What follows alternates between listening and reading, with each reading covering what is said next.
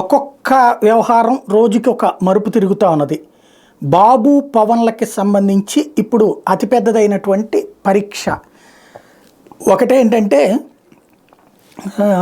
వీళ్ళ ద్వారా వీళ్ళు లిస్ట్ రిలీజ్ చేయడం ఇదంతా ఒక ఎత్తు అయితే, రేపు తాడేపల్లిగూడెంలో సభ పెడుతున్నారు. ఇప్పుడు అసలు పరీక్ష ఏంటంటే, మొన్న ఇది లోకేష్ సభ పెట్టారు. 10 లక్షలు అన్నారు, 2-3 లక్షల మంది దాకా మొబైలైజ్ చేయగలిగారు. తెలుగుదేశం పార్టీ ఇన్ని సంవత్సరాల్లో చేసిన అతిపెద్ద సభ అది. అలాగే పవన్ కళ్యాణ్ గారికి సంబంధించి అప్పట్లో ఇది ఆవిర్భావ దినోత్సవం జరిపినప్పుడు ఇది అన్నారు చూడండి, ఓట్లకు సంబంధించి మనం ఓట్లు చీలనివ్వం అని మాట్లాడినటువంటి సందర్భంలో జరిగిన దానికి వచ్చిందే లక్షల్లో సభ. అది పక్కన పెడితే ఇప్పుడు కీలకమైనటువంటి అంశం ఏంటంటే,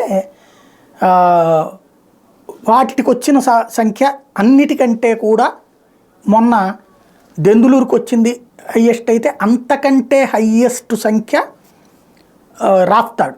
అది రాఫ్తాడ్ అంటే తెలిసిందే కదా, పరిటాల అడ్డా లాంటిదని చెప్పాలి. అట్లాంటి చోట్ల 10 లక్షల మంది, పోనీ వాళ్ళు అన్నట్టు 10 లక్షలుగా తెలుగుదేశం వాళ్ళు అది 5 లక్షలు అనుకుందాం, బట్ ఆ స్థాయిలో వచ్చారు.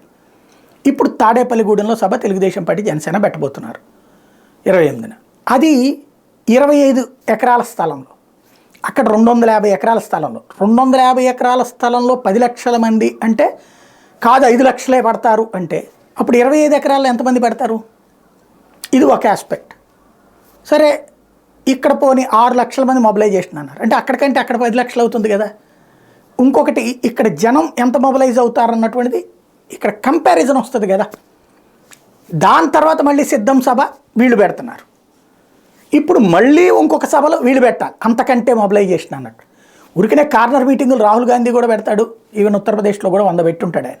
కాబట్టి సంథింగ్ ఇప్పుడు ఏంటంటే, జనం చూడటం, జనాన్ని భారీగా సమీకరించడం అన్నది ఈ రోజుల్లో అతి కష్టమైన పని. ఎందుకంటే ఉచితాలకు అలవాటు పడ్డటువంటి జనం ఇదివరకు మళ్ళీ 100-200 ఇస్తే వచ్చే పరిస్థితుల్లో లేరు, 500 నుంచి 1000 రూపాయలు ఇచ్చే పరిస్థితి. అందుకనే వైసీపీ ఏం చేస్తోంది, కార్యకర్తలనే పిలిచి సభలు పెడుతోంది కానీ జన సభలు పెట్టట్లేదు.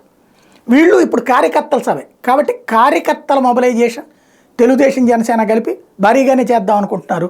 దానికి పోటీగా ఈ కంపారిజన్ చూస్తారు, 2 పార్టీలకు కలిపి వచ్చిన కార్యకర్తలు ఇక్కడికి వచ్చే కార్యకర్తలు అన్నటువంటి. కాబట్టి ఎంత భారీ స్థాయిలో పోగు చేస్తారని చూడాల్సి ఉంది.